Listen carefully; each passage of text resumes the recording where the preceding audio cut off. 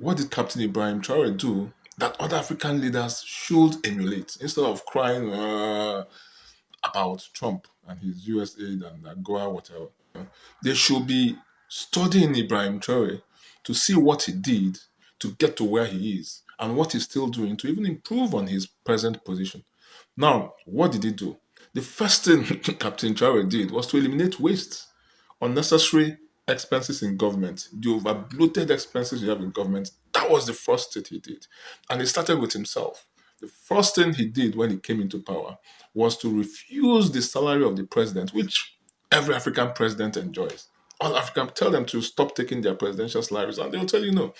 This guy said, no, I will not take my presidential salary. I will not take the salary of the president. I will take the salary of a captain, which I am, in the army. I will live with that salary. But you all must join me. He went on to say, all government officials, those in parliament and co, I'm going to cut your salaries by 30% because we are all in this together. He cut all their salaries by 30%, and then he increased the salaries of every other person by 50%.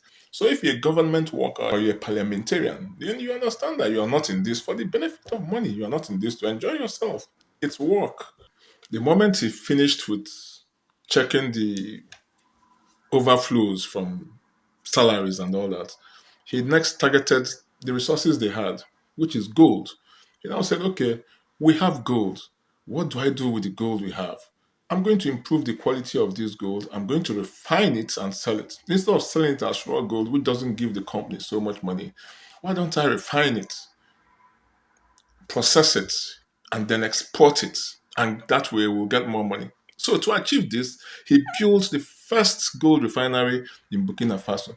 Just to achieve this, he built the first gold refinery in Burkina Faso. The idea behind this is to get foreign exchange, to get foreign currency that will come into the country to get in income. The whole idea is to get in income first. Then he moved on to his second challenge.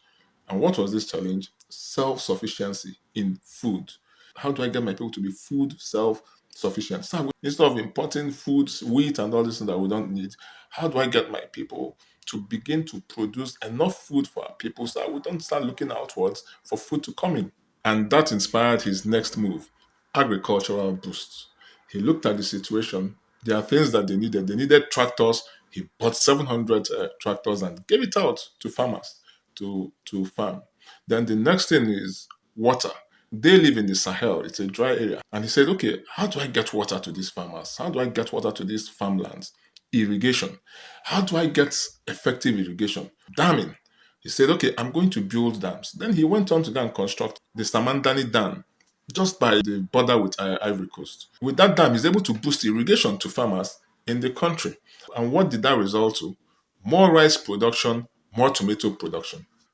And the next question he asked, himself is, okay, we're having more tomatoes and we're having more rice. What do we do with this? They don't waste. Tomatoes rot after a while if you don't preserve them well. They spoil.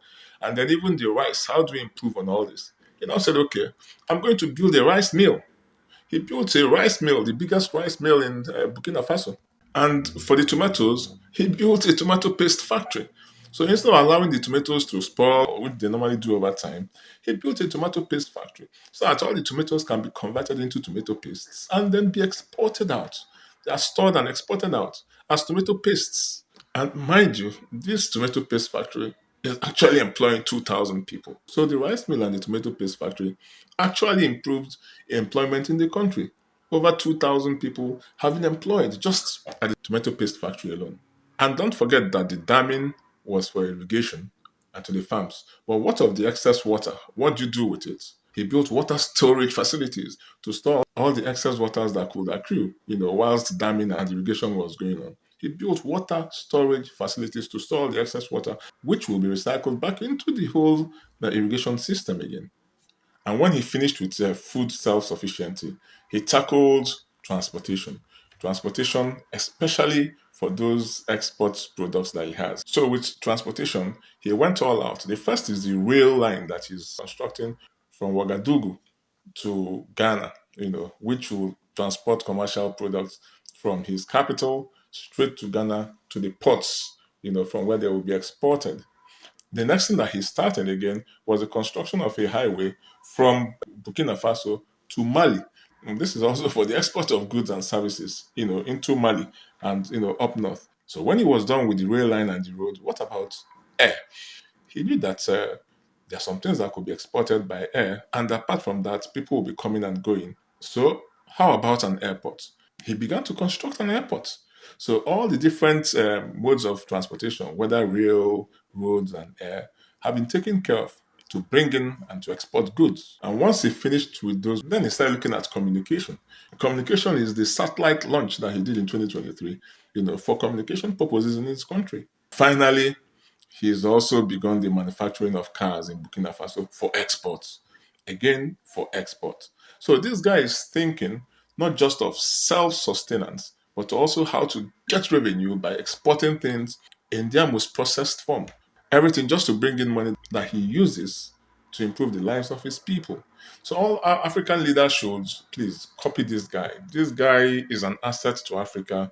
He must be protected and he's on the right direction. And we urge him to keep doing what he's doing.